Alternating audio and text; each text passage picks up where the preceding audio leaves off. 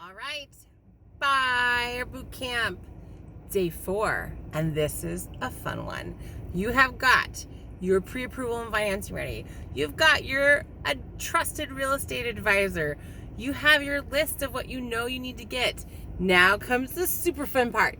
You get to look at houses. Yay! Woohoo! Okay, so a couple things to think about when you're doing this. Number 1, when you see a house and you're like, oh my gosh, it's so cute, do not call the agent's name on the sign. That's a listing agent. You are going to want to text, call, email, messenger pigeon your real estate agent. Say, hey, there's this really cute house. Here's the address. I'd love to look at it. When can we go see it? And they will set up the listing for you and get you any pertinent information, because they're going to be able to see a little bit more information. There's private comments, there's documents attached. They'll be able to see a little bit more and get you all that information that you want for it. That's super important, because you want to have your agent's basically your go-between. So they're going to do all that work for you, and they're working hard for you. So you want to let them do their job and help you out, okay? So that's one thing to remember. The other thing to remember is some pictures, okay? Sometimes things look amazing online and they don't look the same in public or in person. Sometimes they look terrible online and they look amazing in person. Pictures can sometimes be filtered, edited, whatever. Sometimes they're not. But sometimes pictures, or they're just not professional, or they're too professional. There's this whole mix of photos.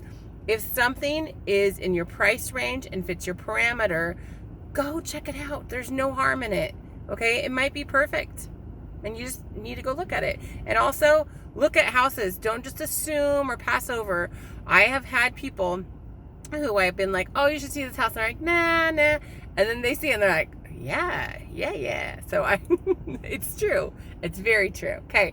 The other part of that is in our market, things are going multi-offers, 10 to 40 above asking. Okay. That's just how it is right now. So if your budget's 300 right now, you probably don't want to look at $300,000 houses, because they're going to sell a little higher. Okay. It may be competitive. If it's sat on the market a little bit, if it's sat on the market or been there a little while, then you might want to do that. Sometimes things in this market are coming in and getting sold at list price. I'm not saying you shouldn't, but I want you to talk to your real estate agent. Again, talk to your real estate agent. They're going to be able to check with the agent. Like we went to this house last night and there was agents lined up to see it. Tons of agents. And agents after and agents before, cards all over the counter, and that's how it is sometimes. So utilize your real estate agent. Ask them questions. Ask, hey, what do you think about, not what do they think about this house, but hey, can you get me more information on this house? Can we look at this house? Also, you can go to open houses. They're great. The one thing I would recommend is making sure when you go to an open house, let them know who you're working with, because open house agents should ask you, are you working with a real estate agent? That should be one of their top questions. And you should say yes. And then hopefully you remember your agent's name. Maybe you have their card, and then the agent should be like, great, I'm so glad you have an agent. And, if you love it, and I can't answer your questions right now, let them know, and they'd love to get, we can talk and get more information. So those are the couple things that I want to talk about when you're house hunting. It's so fun. There's so many great houses. It's so fun to see. I've walked into horrible houses. I walked into just bury me here houses that are so amazing. I love historic houses. They're so fun to see. Character, charm, details. Have so much fun in this next part. And here's another thing. You do not have to see 50 or 100 houses before you buy a house. There's kind of a common misconception. You have to see a certain number. You might walk into the first house you see and love it, and that's it. You're done. There's your house. You might have to see 5, 10, I don't know. Hopefully not like years and years. Like if you're looking for houses for years and years, you just can't find the one, then you probably want to reassess that needs and wants list, okay? And talk with your real estate agent. They'll help you. But people get scared, like, oh, I don't want to buy the first one I see. Well, think about a house like a relationship. Here's your agent, kind of your matchmaker, and maybe you meet the house of your dreams right off the bat.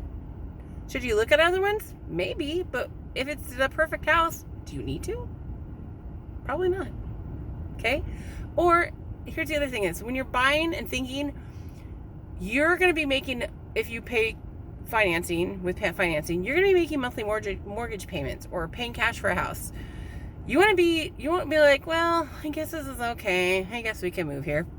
You want to love it. I mean, not like it's perfect, because there's not really perfect houses, but you definitely want to like feel good about the house that you're going to buy. Like, that's a big deal. So here's a lot of information. There's so much more, but if you have questions too, let me know if you have questions about looking at houses. I'd love to answer them. So have a great day. Have fun on this step. It's my favorite. And we'll talk again tomorrow. What to do when you find the house that you love. Okay. All right. Have a great day. Bye.